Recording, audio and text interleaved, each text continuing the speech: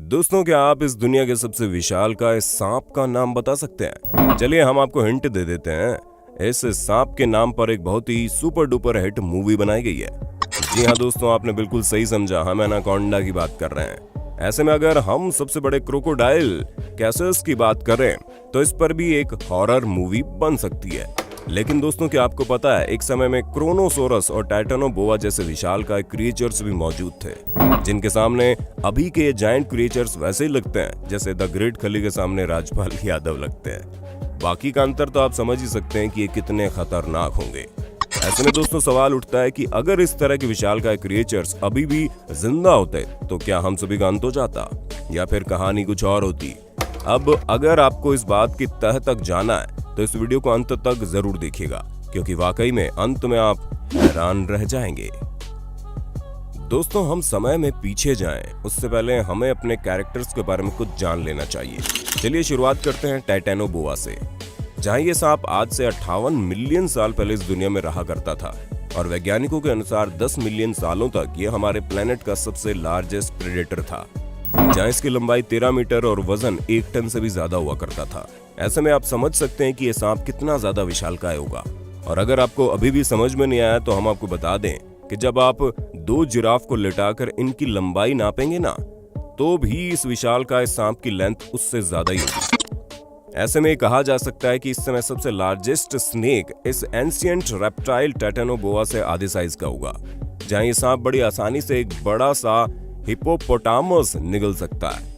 वैसे तो पहले के समय में हिप्पोपोटामस हुआ नहीं करते थे, वरना तो उनकी आधी जनसंख्या ये सांप ही कम कर देते।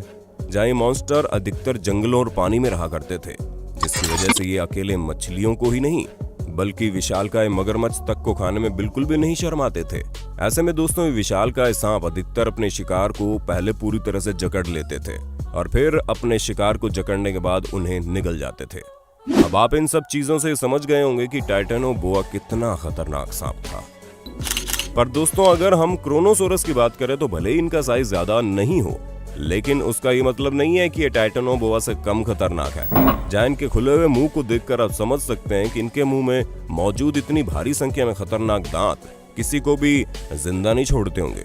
वैसे अगर इनके साइज की बात करें तो इनका साइज ऑर्का से काफी हद तक मिलता है, जिन्हें लोग किलर व्हेल के नाम से भी जानते हैं। ऐसे में आपको और ज्यादा अच्छे से समझाने के लिए हम आपको बता दें कि इनका साइज करीब 10 मीटर तक होता है और वजन में तो ये टाइटेनोबोआ के भी बाप हैं, क्योंकि इनका वजन 12 टन तक पहुंच जाता है।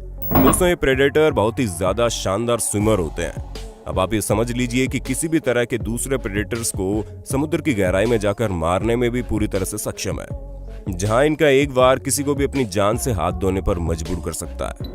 हालांकि इनका सामना कभी टाइटेनोबोआ से नहीं हुआ, क्योंकि ये दोनों अलग अलग पीरियड में रहा करते थे। जहां क्रोनोसोरस आज से करीब 150 से लेकर 100 मिलियन सालों के बीच इस धरती पर पाए जाते थे और इनका क्लाइमेटिक पीरियड भी काफी ज्यादा अलग था, क्योंकि क्रोनोसोरस बहुत ही ठंडे समय में इस धरती पर रहा करते थे, जब बहुत अच्छी खासी ठंड पड़ती थी। वहीं टाइटेनोबोआ को हॉट क्लाइमेट काफी ज्यादा पसंद था, लेकिन फिर भी इन दोनों क्रिएचर्स ने किसी भी दूसरे क्रिएचर को खौफ से भरने में कोई कसर नहीं छोड़ी। ऐसे में दोस्तों, चलिए देखते हैं अगर ये दोनों क्रिएचर्स अभी जीवित होते तो इस समय धरती का माहौल किस प्रकार का होता। क्या ये इस समय भी हमारे साथ खुशी खुशी रह पाते या फिर हमारे लिए विनाश का कारण बनते? ये सवाल वाकई में काफी पेचीदा है, क्योंकि टाइटेनोबोआ अगर अभी जिंदा होता तो इक्वेटोरियल ट्रॉपिक्स में रहते। उदाहरण के तौर पर मान लेते हैं टाइटेनोबोआ को कोलंबिया का गर्म क्लाइमेट काफी ज्यादा अच्छा लगता है। हालांकि उसकी नेबरिंग कंट्रीज जैसे ब्राजील, वेनेजुएला, इक्वाडोर में भी उनका कब्जा होता।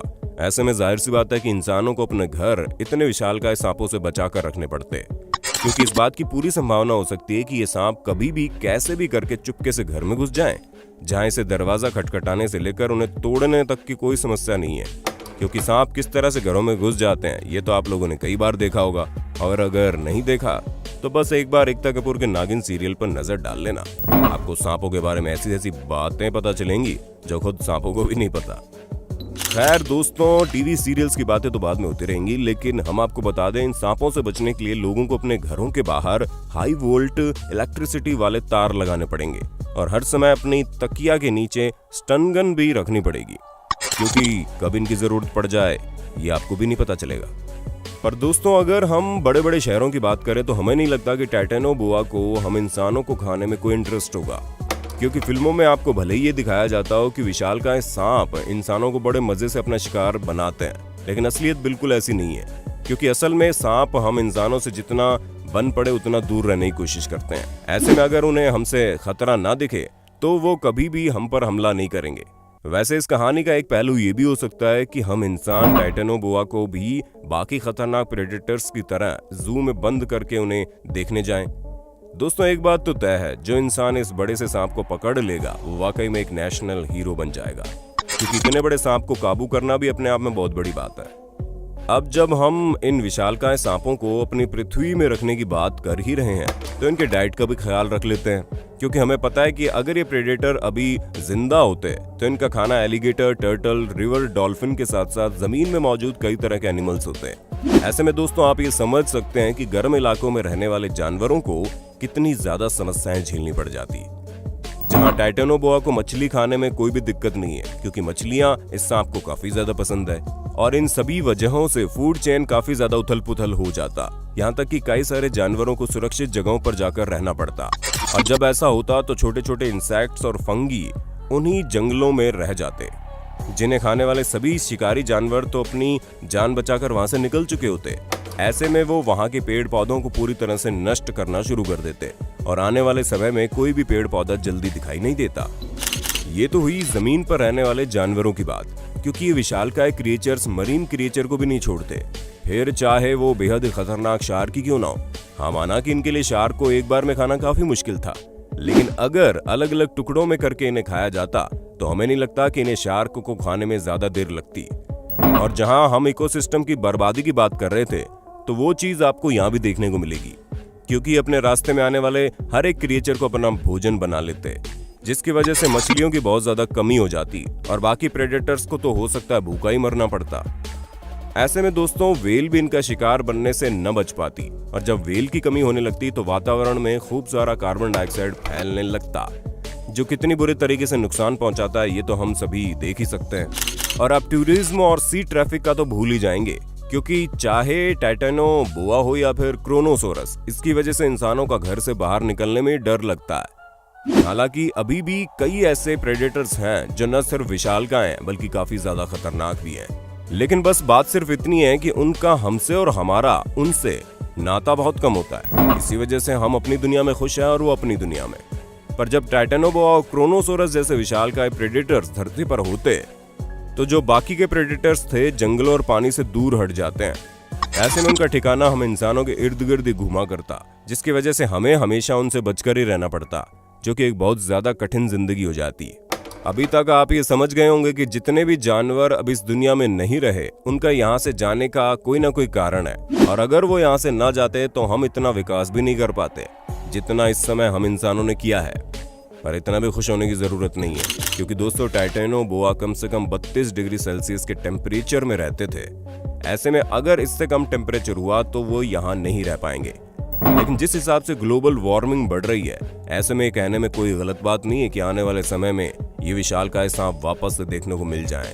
और ये बात हम यूं ही नहीं कह रहे, बल्कि खुद वैज्ञानिकों ने इस बात को माना है कि अगर फेवरेबल कंडीशन हुई तो ये क्रिएचर भी धरती पर आ सकते हैं, जिनका अस्तित्व अभी नहीं है। ऑल टोटल हम आपसे सिर्फ और सिर्फ ये कहना चाहेंगे कि अगर आपको इतने विशालकाय जानवरों का कहर नहीं झेलना है तो ये बात समझ लीजिए कि आपको खुद के साथ साथ समाज को भी सुरक्षित रखना पड़ेगा, जिससे ग्लोबल वार्मिंग कम हो और हम एक स्वस्थ वातावरण में रहें, जिसकी वजह से हमारे साथ साथ बाकी का इकोसिस्टम भी इसी तरह चलता रहे। वरना अगर इसमें थोड़ी सी भी गड़बड़ आ गई तो सब कुछ तहस नहस हो जाएगा, क्योंकि कोरोना वायरस से हमारी जिंदगी में आए बदलावों ने वैसे भी लोगों का जीना हराम कर दिया है। लेकिन आने वाले समय में अगर यूं ही हम नादान बनकर गलतियां करते रहे तो जो बड़ा सा बदलाव हमें देखने को मिलेगा उसे झेल पाना शायद ही आपके बस की बात होगी। बाकी दोस्तों आपका इस पर क्या कहना है हमें कमेंट करके जरूर बताइए, और ऐसे इंटरेस्टिंग वीडियोस को लगातार देखने के लिए हमारे चैनल को लाइक, शेयर और सब्सक्राइब करना बिल्कुल ना भूलें।